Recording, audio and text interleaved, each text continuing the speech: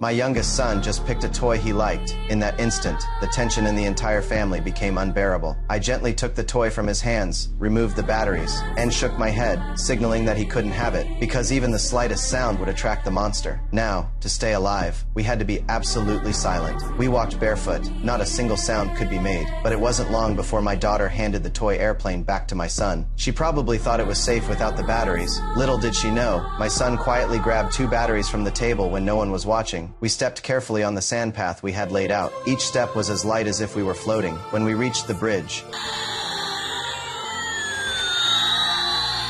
my wife covered her mouth in fear. I immediately ran toward my son, but the shadow of the monster was already closing in.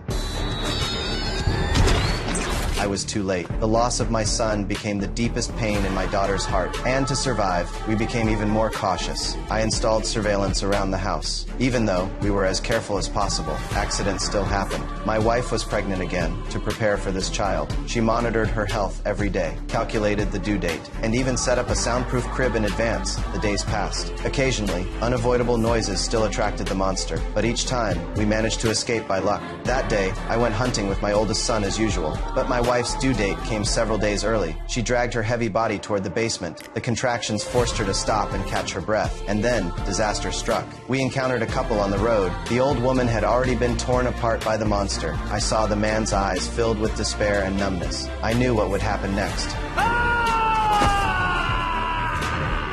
I immediately took my son and hid. The monster soon appeared, tearing the old woman to pieces. I desperately covered my son's mouth. At home, my wife was injured by a nail as she went to the basement. The noise was enough to reveal her location to the monster. The monster's arrival was inevitable. She didn't dare waste time. She turned on the warning lights outside. Then she searched for a place to give birth, but the monster had already silently entered the house.